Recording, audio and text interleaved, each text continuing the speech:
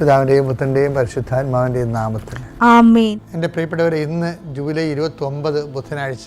അമ്മേ പരിശുദ്ധ അമ്മേ, അമ്മേ പരിശുദ്ധ ദൈവമാതാവേ, കൃപാസനത്തിലൂടെ ഞങ്ങളുടെ ദേശത്തിനും അമ്മ മധ്യസ്ഥം തേടി തന്ന എല്ലാ അനുഗ്രഹങ്ങൾക്കും കൃപകൾക്കും ഞങ്ങളിപ്പോൾ ഹൃദയം നിറഞ്ഞ നന്ദി പറയുന്നു.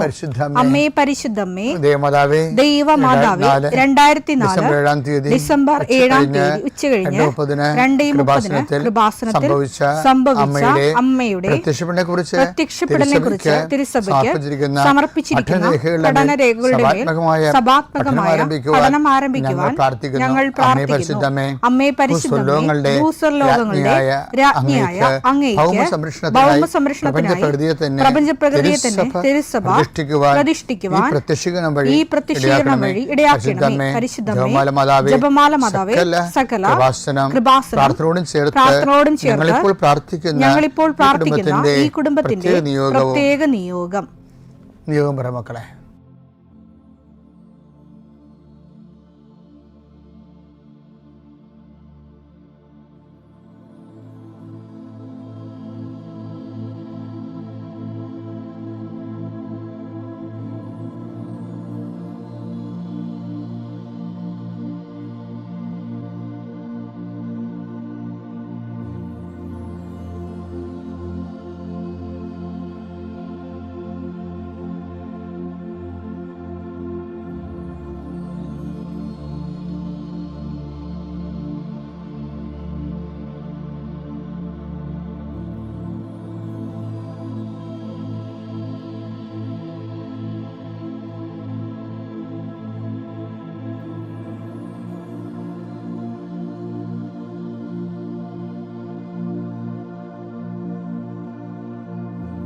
അമ്മയുടെ പ്രത്യക്ഷീകരണത്തിന്റെ ഈ അനുഗ്രഹവേളയിൽ ഞങ്ങൾക്ക് സാധിച്ചു തരുവാൻ കനിയണമേ. ആമേൻ. വിശ്വാസ പ്രമാണം. സർവശക്തനായ പിതാവും ആകാശത്തിന്റെയും ഭൂമിയുടെയും സൃഷ്ടാവുമായ ദൈവത്തിൽ ഞാൻ വിശ്വസിക്കുന്നു. അവിടുത്തെ ഏകപുത്രനും ഞങ്ങളുടെ കർത്താവുമായ ഈശോമിശിഹായിലും ഞാൻ വിശ്വസിക്കുന്നു. ഈ പുത്രൻ പരിശുദ്ധാത്മാവിനാൽ ഗർഭസ്ഥനായി കന്യകാമറിയത്തിൽ നിന്ന് പിറന്ന് പൊന്തിയോസ് പീലാത്തോസിന്റെ കാലത്ത് പീഡകൾ സഹിച്ച് കുരിശിൽ തറയ്ക്കപ്പെട്ട് മരിച്ച് അടക്കപ്പെട്ട് പാതാളങ്ങളിൽ ഇറങ്ങി മരിച്ചവരുടെ ഇടയിൽ നിന്ന് 3-ാം നാൾ ഉയർത്ത് സ്വർഗത്തിലേക്ക് എഴുന്നള്ളി സർവശക്തിയുള്ള പിതാവായ ദൈവത്തിന്റെ വലതുഭാഗത്തിരിക്കുന്നു. അവിടെ നിന്ന് ജീവിക്കുന്നവരെയും മരിച്ചവരെയും വിധിക്കുവാൻ വരുമെന്നും ഞാൻ വിശ്വസിക്കുന്നു. പരിശുദ്ധാത്മാവിലും ഞാൻ വിശ്വസിക്കുന്നു.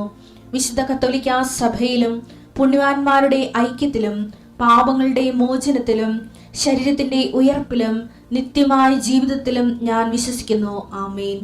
സ്വർഗ്ഗസ്ഥനായ ഞങ്ങളുടെ പിതാവേ, അങ്ങയുടെ നാമം പൂജിതമാകണമേ. അങ്ങയുടെ രാജ്യം വരണമേ. അങ്ങയുടെ തിരുമനസ് സ്വർഗത്തിലെ പോലെ ഭൂമിയിലും ആകണമേ. അന്നു വേണ്ടുന്ന ആഹാരം ഇന്ന് ഞങ്ങൾക്ക് തരണമേ. ഞങ്ങളോട് തെറ്റ് ചെയ്യുന്നവരോട് ഞങ്ങൾ ക്ഷമിക്കുന്നത് പോലെ ഞങ്ങളുടെ തെറ്റുകൾ ഞങ്ങളോടും ക്ഷമിക്കണമേ. ഞങ്ങളെ പ്രലോഭനത്തിൽ ഉൾപ്പെടുത്തരുതേ, തിന്മയിൽ ഞങ്ങൾ രക്ഷിക്കണമേ. ആമേൻ. നന്മ നിറഞ്ഞ മറിയമേ, സ്വസ്തി. കർത്താവ് അങ്ങയുടെ കൂടെ സ്ത്രീകളിൽ അങ്ങ് അനുഗ്രഹിക്കപ്പെട്ടവളാകുന്നു. അങ്ങയുടെ ഉദരത്തിൻ ഫലമായി ഈശോ അനുഗ്രഹിക്കപ്പെട്ടവനാകുന്നു.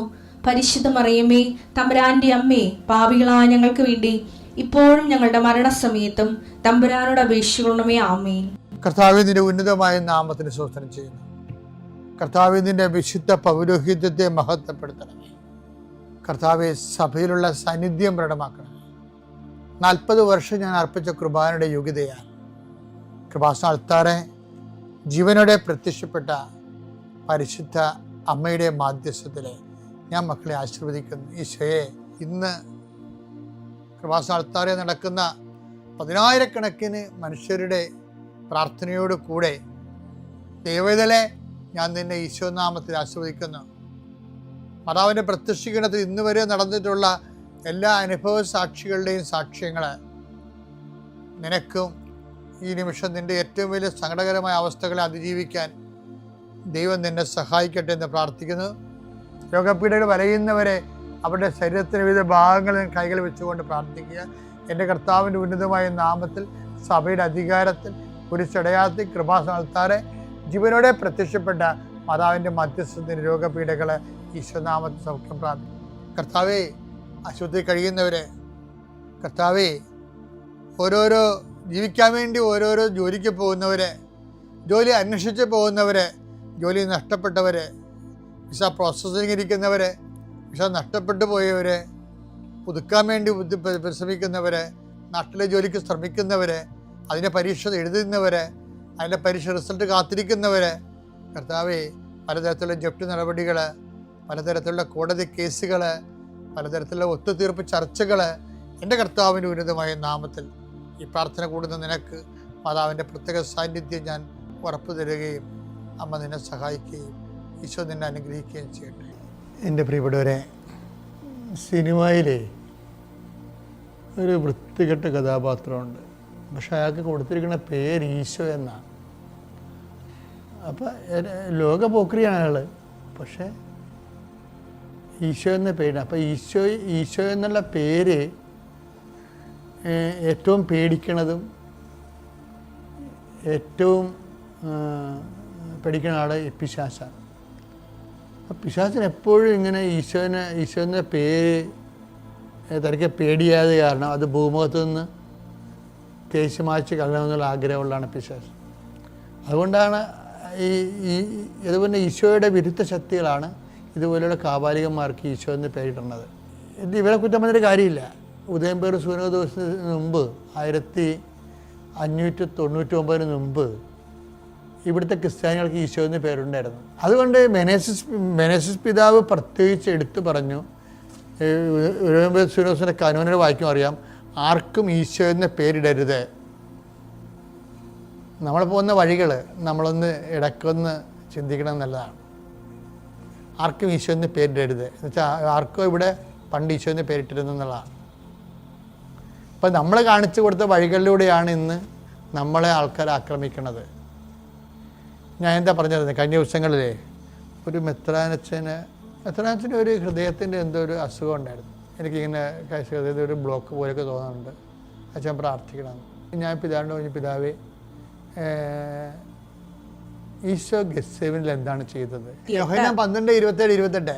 ഇപ്പോൾ എൻ്റെ ആത്മാവ് അസ്വസ്ഥമായിരിക്കുന്നു. ഞാൻ എന്തു പറയേണ്ടു? പിതാവേ, ഈ മണിക്കൂറിൽ നിന്ന് എന്നെ രക്ഷിക്കണമേ.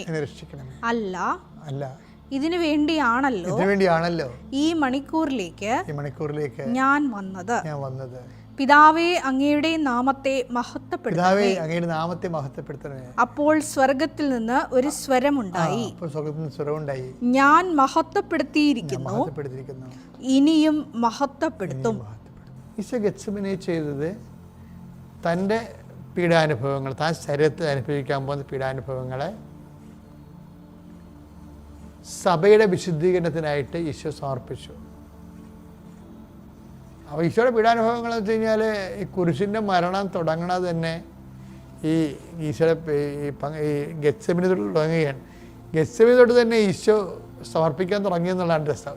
പരിശുദ്ധാത്മാവ് നിറഞ്ഞു നിൽക്കണ കാരണം പരിശുദ്ധാത്മാവ് ഈശോയോട് പറഞ്ഞു, ഈശോ, നീ നിൻ്റെ മുഖത്തൊന്നും ഇറ്റ് വീഴുന്ന രക്തമില്ലേ, അതിൻ്റെ ഗന്ധം പോലും ലോകത്തെ വിശുദ്ധീകരിക്കും, നീ അതിൻ്റെ ഗന്ധം പോലും സമർപ്പിക്കാൻ പറഞ്ഞു. ഉടനെ ഈശോ പറഞ്ഞ്, ഞാൻ എൻ്റെ ഈ സമർപ്പണത്തിൻ്റെ ലാസ്റ്റാണ് കുരിശിൽ എൻ്റെ ആത്മാവിനെ സമർപ്പിക്കണമെന്ന് പറയണല്ലേ. അപ്പം ആദ്യത്തെ സമർപ്പണം എന്താ? പീഡാനുഭവങ്ങളെ സമർപ്പിക്കണതാണ്. അപ്പം എന്തിനാണ്? ഈ പിതാവേ, അങ്ങ് ലോകത്തെ വിശുദ്ധീകരിക്കണമെന്ന്, ഞാൻ അതിനെ എന്നെ തന്നെ വിശുദ്ധീകരിക്കുന്നു, ഈ സഹനത്തിലൂടെ എന്നെ തന്നെ വിശുദ്ധീകരിക്കുന്നു. അപ്പോൾ ഞാൻ പിതാവിന് പറഞ്ഞു, പിതാവിൻ്റെ രൂപതയെ പിതാവ് ഈ സഹനം കൊണ്ട് വിശുദ്ധീകരിക്കണം. അപ്പോൾ അതിന് പിതാവിനൊരു അവസ്ഥ ദൈവം തന്നിരിക്കുന്നതാണ്. ഇപ്പോൾ കൃപാസനമൊക്കെ ഇന്ന് നിങ്ങൾ ലോകത്ത്, ഞാൻ കഴിഞ്ഞ ദിവസങ്ങളിൽ ഒരു ഫേസ്ബുക്ക് കണ്ടു, ഇന്ത്യയിൽ ഏറ്റവും കൂടുതൽ മനുഷ്യൻ വന്ന് പ്രാർത്ഥിക്കാനും ആഗ്രഹിക്കാനും സങ്കടം വന്ന് പറയാൻ പറ്റിയ ഒരിടമാണെന്ന്. സ്വന്തമായിട്ട് ആൾക്കാരിപ്പോൾ സ്വന്തമായിട്ട് ബ്ലോഗ് ചെയ്യുന്നു, സ്വന്തമായിട്ട് ഫേസ്ബുക്ക് ചെയ്യുന്നു. ഒരു കാലത്ത് അങ്ങനെയൊന്നും അല്ലായിരുന്നല്ലോ, നിങ്ങൾക്കെല്ലാം അറിയാമല്ലോ. അപ്പം അങ്ങനെ വരുമ്പോൾ എൻ്റെ വിഷയം എന്തായാലേ, ഇത് എത്രയോ പേരുടെ സഹനമാണെന്നറിയാമോ ഇന്നത്തെ കൃപാസനം എന്ന് പറയണത്. എത്രയോ പ്രേക്ഷിതരുടെ സഹനങ്ങളാണ് അവിടെ കാഴ്ചവെപ്പ്. ഇപ്പം തന്നെ ഞാൻ തന്നെ ഇങ്ങനെ നിങ്ങളുടെ മുമ്പിൽ സംസാരിക്കണത് എന്താ, നിങ്ങളെ അതിൻ്റെ കമൻറ്റ് ബോക്സ് നോക്കിയാൽ മതി. എന്തുമാത്രം മനുഷ്യരാണ് എൻ്റെ ആരോഗ്യത്തിന് വേണ്ടി പ്രാർത്ഥിക്കുന്നത്. അപ്പോൾ ഞാനെന്ത് ചെയ്യും, ഞാൻ കർത്താവിൻ്റെ അടുത്ത് വരുമ്പോൾ കൃപാസനത്തിൽ ഒരു പ്രാവശ്യമെങ്കിലും വരണമെന്ന് ആഗ്രഹിച്ച ആൾക്കാരെ പോലും ഞാൻ സമർപ്പിച്ച് പ്രാർത്ഥിക്കും. എൻ്റെ മക്കളെ, എൻ്റെ വിഷയം എന്ന് പറയണത് നമ്മൾ ആവശ്യമില്ലാതെ അങ്ങനെ സംഭവിച്ചല്ല, ഇങ്ങനെ സംഭവിച്ചല്ല, അത് ചെയ്യണമല്ല, ഇത് ചെയ്യണമെന്നല്ല. നമ്മൾ ചിന്തിക്കേണ്ടത് ദൈവത്തെ മഹത്വപ്പെടുത്തണമല്ലോ. നമുക്കൊരു ഉത്തരവാദിത്തമേ ഉള്ളൂ. എന്താണ്? ദൈവത്തെ മഹത്വപ്പെടുത്തണമല്ലോ. അപ്പോൾ ദൈവത്തെ മഹത്വപ്പെടുത്തുന്നതാണ് നമ്മുടെ ഉത്തരവാദിത്തമെന്ന് നമുക്ക് തോന്നിയാൽ എന്താണ്, പിതാവേ ഇതാ ഞാൻ അങ്ങയെ മഹത്വപ്പെടുത്തുന്നു എന്ന് പറയുമ്പോൾ, അങ്ങയുടെ നാമത്തെ മഹത്വപ്പെടുത്തണമെന്ന് പറയുമ്പോൾ, ഇതാ ഞാൻ മഹത്വപ്പെടുത്തുന്നു, ഇനിയും മഹത്വപ്പെടുത്തുന്നു പിതാവ് പറയണില്ലേ.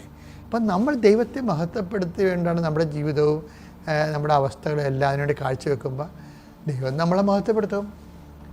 അത് ദൈവം ചെയ്യേണ്ട കാര്യമാണ്. അത് എന്നെ മഹത്വപ്പെടുത്തണമെങ്കിൽ എന്നെ മഹത്വപ്പെടുത്തി നമുക്ക് പ്രാർത്ഥിക്കാൻ പറ്റുമോ? അത് പ്രാർത്ഥനയുടെ വിഷയമല്ല. അതുകൊണ്ട് തന്നെ നിൻ്റെ സഹനങ്ങൾ പ്രാർത്ഥനയുടെ വിഷയമാകുന്നതിനേക്കാളുപരി ദൈവത്തെ മഹത്വപ്പെടുത്താനുള്ള വിഷയങ്ങളാണ്. ഞാൻ അവസാനം പറഞ്ഞത് മൈൻഡ് ഇറ്റ്. പിതാവിൻ്റെയും പുത്രൻ്റെയും പരിശുദ്ധാത്മാവിൻ്റെയും നാമം.